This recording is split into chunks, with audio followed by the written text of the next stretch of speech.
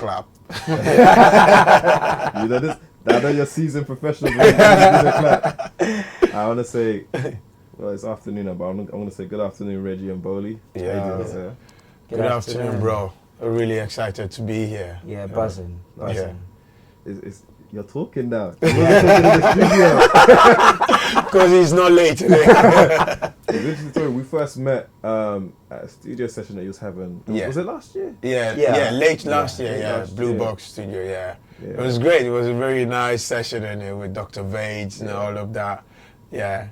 And I think what was amazing to me, seeing how you guys work and just seeing, like, when you're on the outside, you don't always see the creation process. That's right. But you guys were there for hours. Yeah. Hours, like, you know, trying to get the hooks right, the melodies, play that again. Yeah. Like, you guys were really on it. It wasn't like a writing camp when the song got sent over and you just spoke it, but you guys were really instrumental. Yeah. When you come into a studio session, for example, do you have a clear mind of what you want to create, or you just let it come as it happens naturally? Yeah, I think when we go into studio sessions, we normally have an idea what we're looking for. So when we go there, but what we try to do is not to be so rigid and say it has to be like this. So we go in there knowing what we're expecting, then we look out what the producer is also bringing. So mostly it happens that the producers take the song or the idea to the next level. So we present the idea and then he will say, oh, actually, let me play this, and then that is how we build it up. It's always good to go with an idea, but depending on the flow in the studio, you can change. You can go in saying you want to do this type of song, but once the producer is coordinating with you and things take a different turn, then you also have to switch. But you always have to let it be positive, free flow. Don't keep it to like, this is what I want to do. Let it come. Anything that comes outside you, you just do it. That's one thing I did notice, is that you guys are open to suggestions, and I thought that was humbling as well. That's right, right. because I think sometimes you can go to a studio session and it's like nope. Yeah. But it's like you guys really are creative. Exactly. Yeah. I mean, we really respect every producer we enter the studio with. I think two of them there, one was a writer and the other producer, I think his name is ATG, very good guy. That was the first time working with him. And he is more Afrobeat, so we're like, okay, let's allow him and see what he'll do. And he was doing his own thing. And when producers are in their zone, you don't want to interrupt them, because when you allow them, that's when they give you the best. So yeah, it's very important to really kind of respect what they do, because we don't like it when a producer says, no, you can't sing that, no, you can't do that. It becomes like, that's when we go like, bro, we need to end this session. Again, when they're in their zone and then you try to say, no, I want you to do it this way, then they lose touch of what they are getting at that point. So they just listen to you, and your idea might not be what they're feeling at that point. The last thing you want is a producer just sitting down and saying, ding, yes, ding, ding, yes. ding, ding. Do you like it? Yes. Yes. Yeah. You know you go home and it wouldn't be something you love. So, not any specifics, but have you had any of those type of experiences where you've been a bit uncomfortable with the session and it may not have been going in a direction that you wanted it to go in? Yeah, we've had that before. I think it was more not really to do with the producer. Actually, it was slightly the producer and the writer, where the writer is a very successful writer, but the style of music he writes is completely different from what we do. But I think that time we were with a label, so they were trying to, get us to do something. So it got to a point we were like, we can't connect with it. And for us, if we don't like the song ourselves, we will never carry on, because it's like, you need to believe in a song. When you bring a song out, no one knows about it, no one cares, and you have to make people like it. So if you don't like it, you don't expect other people to. So it wasn't really going well. So all we did was just say yes to everything. Yeah, those kind of, if you go in a session like that, you just have to just accept whatever is being played for you, and deep down you don't like it, but you don't want to kill their vibe. So you just are like, yeah, man, that's cool. Because at the end of the day, it's not only you listening to the music. There are other people who have to listen and pass the music as well. But if you're not feeling it right in a studio, you're not even confident presenting the song to the team. So you just have to say, yeah, bro, let's keep on going and see what happens afterwards. What I was going to add on to that is, being that you guys are African men, was there ever a cultural lack of understanding in probably what you guys fully wanted to bring out at a time in your previous situation until what they thought would actually reach mass market? Yeah, I think that was one thing that we really struggled with, and at a point it was trying to mess with our heads a bit, because like we felt like, you know what, we've had this huge platform, huge opportunity, and like our fan base is so not so equally divided. I mean, we've got more Western fans than African, but the African side is also quite a lot. So we are going to the studio doing songs, and you realize it's becoming too pop. Yeah. And you know, like you feel like you want to kind of put that kind of urban touch, you know, that raga, something, you know, something to make you feel like, yeah, I'm actually in the song, not just watching the song, you know what I mean? And that was where it was kind of becoming. But gradually we managed to kind of convince the people working with us that, you know, just trust us. So it got to a point we actually started booking sessions alongside the sessions the label was, just for them to see how we reason. I think one thing we did was the Sean Paul mashup, and they really liked it. When in those times were kind of a bit tricky, because you know you're doing a song and you know, yeah, it's sounding great, but I would want to see it sound in a certain way, aside the fact that it's just good music. And you want to have a reflection of yourself in the music, even though you go with writers that have got a different perspective of what the label wants and stuff like that. But when it gets to a point where you know that, you know what, maybe let's, like Reggie said, let's book our own studio session. Let's do something and present to them and say, yeah, this is good, but we would want to merge it with this. Something so like it has actually taught us a lot. Now we are the type of artists that we go to studio and we find a thin line to make sure our music cut across. It doesn't appeal to just one type of crowd. It just has to be music for the world. Do you know what I mean? So the Afrobeat fans can relate to it because there is element of Afrobeat in there. Pop fans can relate to it. So when you find that thin line, but it's because of the challenges, it makes you kind of switch on and know the kind of music you want to put out for the fans. I mean, it shows that you guys are looking for solutions. Just saying there's a problem, and I think that's exactly. I mean, that's one thing we believe in. Like most of the successful people in the world have always found solutions, you know. And they say that the bigger the challenge, when you find a solution, the bigger the reward. So for us, like, it's one thing, like our current single now, Bumaye, where we did the song and we thought, oh, this could be like pop or something. Then we bring it out.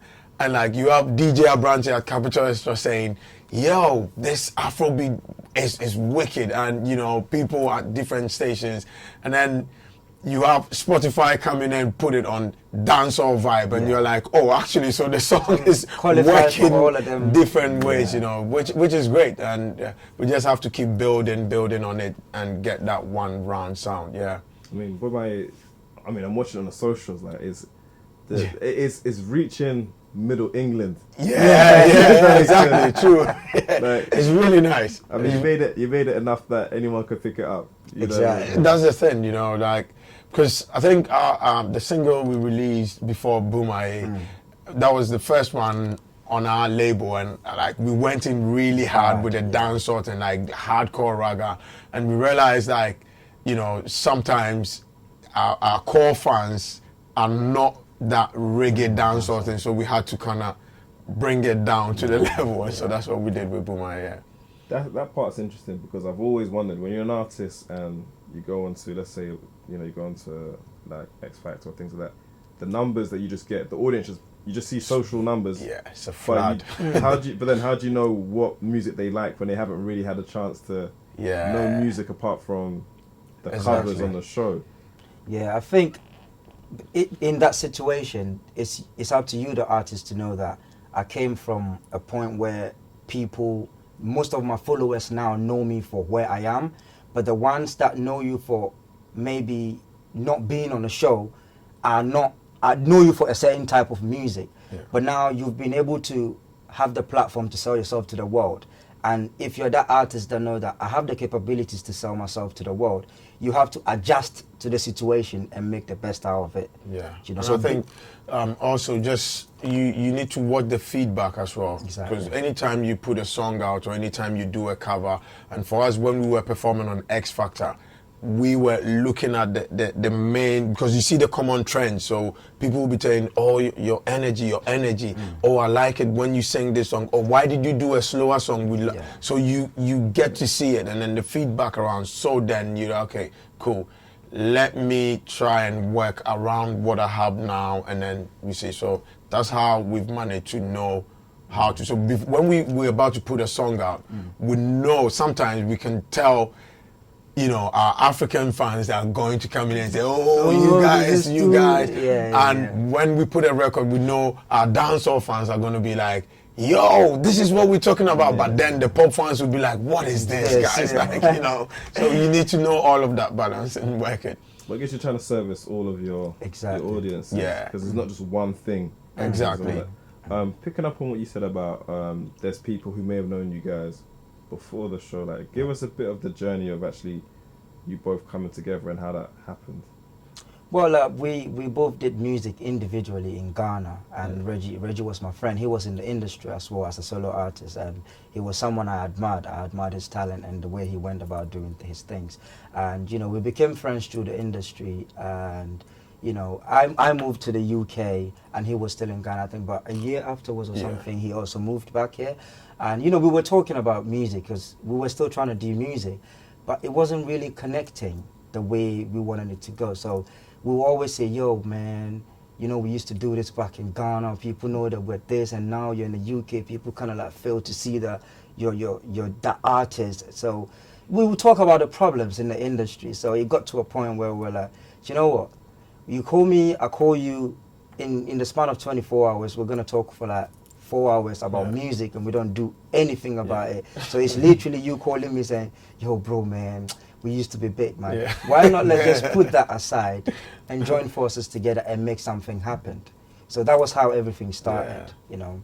It was funny, like, when, I think, I've forgotten whether you said something or but it was just like, I said something like, we can actually do this. And you were like... It was like, imagine if Reggie Zippy featuring Bollie or Bollie featuring Reggie Zippy, like... And I was like, yeah, that's exactly what I was thinking, you know. So like, we knew it, And the thing is, we've had the same struggles, same background, you know, a lot of challenges we've been through from back home and everything. So it's like, it really helped us to move faster.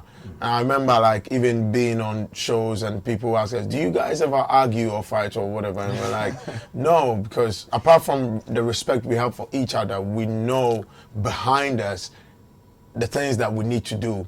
I think at the moment, like, it's the same thing, like family, you know, helping back home, looking for something, trying to get that big dream so that you can say, yeah, we did it. I mean, you've had people like Akon go as far as, you know, being the producers for Lady Gaga. So you know it doesn't matter where you start. Once you keep that focus, you can actually get there.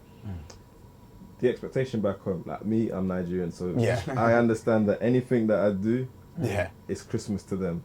Yeah. You know, it's like, oh, you got this cousin. Which cousin? You know, they kind of find your Facebook. But when you're illuminated on like national television, did you get those requests of people thinking that you guys had just hit the lottery, like, we need this, we need that, we need this, we need that? We still get it. Yeah. You know, and at that time it was kind of very challenging because like it was all around you, like friends you haven't heard from in like 10, 15 years have showed up.